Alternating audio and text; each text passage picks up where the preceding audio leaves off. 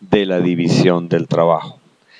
El progreso más importante en las facultades productivas del trabajo y en gran parte de la amplitud, destreza y sensatez con que diste se aplique o dirige, parecen ser consecuencia de la división del trabajo. Generalmente se cree que tal división es mucho mayor en ciertas actividades económicas de poca importancia.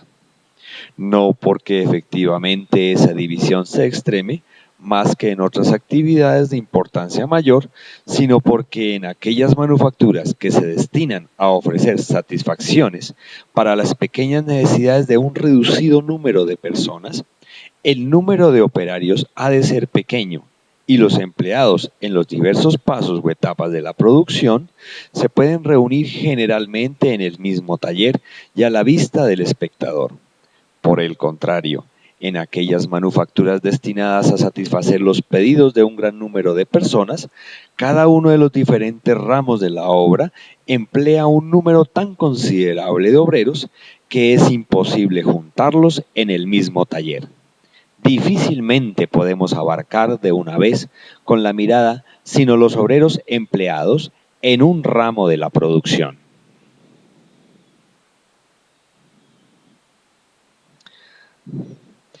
Tomemos como ejemplo una manufactura de poca importancia, pero a cuya división del trabajo se ha hecho muchas veces referencia, la de fabricar alfileres. Un obrero que no haya sido adiestrado en esa clase de tarea y que no esté acostumbrado a manejar la maquinaria que se utiliza, por más que trabaje, apenas podría hacer un alfiler al día y desde luego no podría confeccionar más que 20. Pero dada la manera como se practica hoy en día la fabricación de alfileres, no solo la fabricación misma constituye un oficio aparte, sino que está dividida en varios ramos, la mayor parte de los cuales constituyen otros tantos oficios distintos. En fin, el importe del trabajo de hacer un alfiler queda dividido de esta manera en unas 18 operaciones distintas, las cuales son desempeñadas en algunas fábricas por otros tantos obreros diferentes. Dice Adam Smith, he visto una pequeña fábrica de esta especie que no empleaba más que a 10 obreros, donde por consiguiente alguno de ellos tenía a su cargo 2 o 3 operaciones, pero a pesar de que eran pobres y carecer de la maquinaria debida, podían, cuando se esforzaban, hacer entre todos diariamente unas 12 libras de alfileres. En cada libra habían más de 4.000 alfileres de tamaño mediano. Por consiguiente, estas 10 personas podían hacer cada día en conjunto más de 48.000 alfileres, cuya cantidad dividida entre 10 correspondería a 4.800 por persona.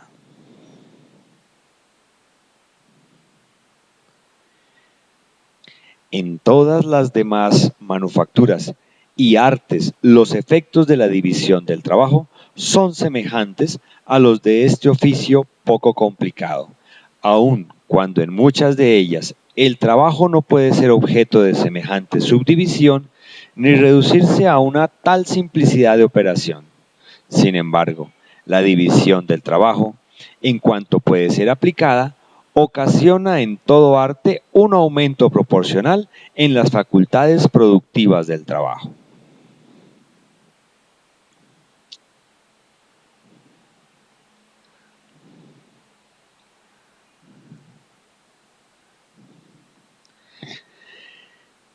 Este aumento considerable en la cantidad de productos que un mismo número de personas puede confeccionar, como consecuencia de la división del trabajo, precede de 3 circunstancias distintas.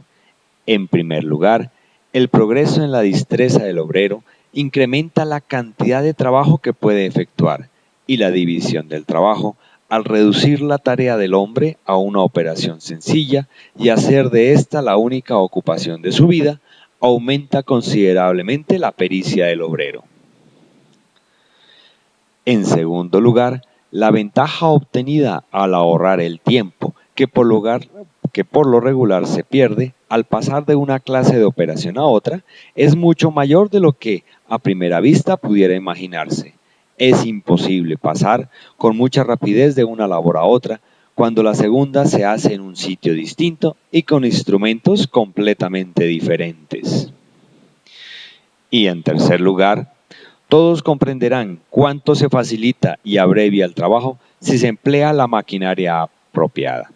Sobran los ejemplos.